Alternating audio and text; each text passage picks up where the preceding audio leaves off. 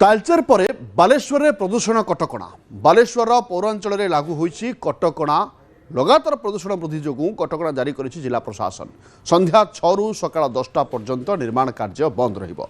सेबडी रास्ता रे दिन को 3 थर पानी सिंचिबाकू जातीय राजपथ कर्तृपक्ष को निर्देश दिया जाइछि। एहा सहित खोलारे अलिया आवर्जना पोड़िबा पई बारण होइतिबा बेले ढाबारे कोयला व्यवहार उपरे मध्य कटकणा जारी करा जाइछि। लगातार भावे बालेश्वर प्रदूषण मात्रा बिगड़बार लागिछि। स्थिति नियंत्रण को आनिबा पई पदक्षेप नेउछि जिला प्रशासन। जेटा 7 दिन पाई होबो जदि ता भितरे इम्प्रूवमेंट न हैला ताको पुनः रेस्ट्रिक्शन करबा पई ता भितरे मेंशन कराइ छै। या भितरे जो रेस्ट्रिक्शन अछि मोटा मोटी जो कंस्ट्रक्शन एक्टिविटी अछि तारो टाइमिंग को नेकी किछि रेस्ट्रिक्शन रखि छु। राति रे 6 जाई मॉर्निंग 10 पर्यंत सेटा गोटे रेस्ट्रिक्शन अछि। ता संगे संगे जो major construction road construction activity अछि whether it is RNB road RD road और एनएच तांको किछि किछि इंस्ट्रक्शन दिया जाय छै जेमिति स्प्रिंकलिंग करबा पई से मध्य इंस्ट्रक्शन अछि। ओपन बर्निंग जो अच्छी कोल रो बर्निंग होंतु या फिर अन्य वेस्ट रो बर्निंग होंतु ता ऊपर एक कड़ा इंस्ट्रक्शन भी रखा जाय छी। तालचेर पर बालेश्वर आपड़ शुणुले कि भाव में प्रदूषण मात्रा बढ़ी जाइए भिजुआल देखिपे कि भाव में धुआलिया पूरा रही बालेश्वर एनएच रे प्रबल प्रदूषण देखा मिलूँ जेणु 3 थर पानी सिंचन करने कहुच्छी। बालेश्वर पौरांचल लागू होईछि कटकणा लगातार प्रदूषण वृद्धि पाउथबारु कटकणा जारी करिछि जिला प्रशासन।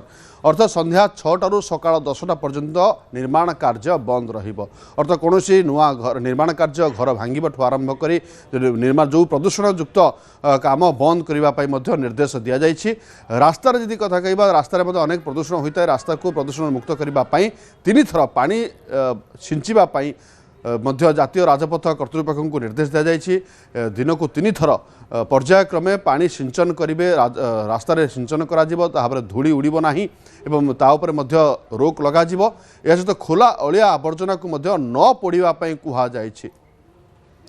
प्रसन्नजित दास आम सह रही फोन लाइन में। प्रसन्नजित टे जानवा चाहबू जो भाव में वर्तमान प्रदूषण मात्रा बढ़ीगला एवं राज्य भिन्न भिन्न स्थान में प्रदूषण मात्रा बढ़ीगला बालेश्वर में प्रदूषण चिंता रही प्रकृति कौन निष्पत्ति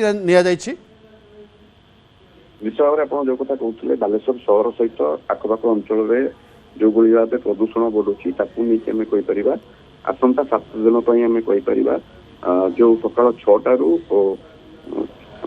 क्षमा करेंगे निश्चित भाव संध्या 6 रु सकाल 10टा पर्यंत जो निर्माण कार्य रही निश्चित भाव में बंद रखापी कटकणा जारी करपटे रास्तार जो मैंने दोकानी मैंने खोला जगार जो भाव पड़ा जला कर जो ढाबा दोकानी मैंने कोयला पोड़ुंट कटकणा लग जाइए।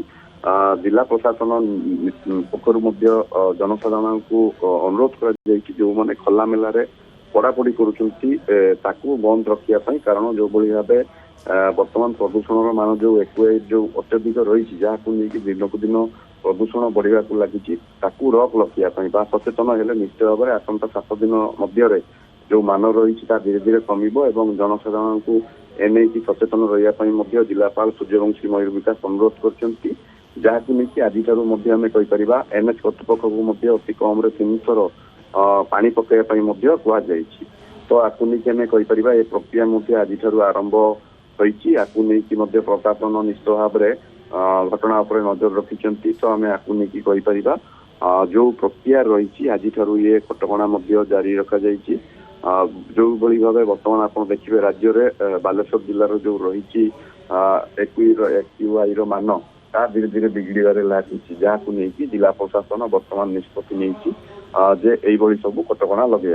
निश्चित भाव में वायुर गुणवत्ता कमुथबारु एक्यूआई मान बढ़ुथबारु कमुथबारु जो भाव में वर्तमान स्थिति उपजी वर्तमान प्रदूषण मात्रा बढ़ी से जिला प्रशासन गुरुतर पदक्षेप नहीं। धन्यवाद प्रसन्नजित अधिक सूचना।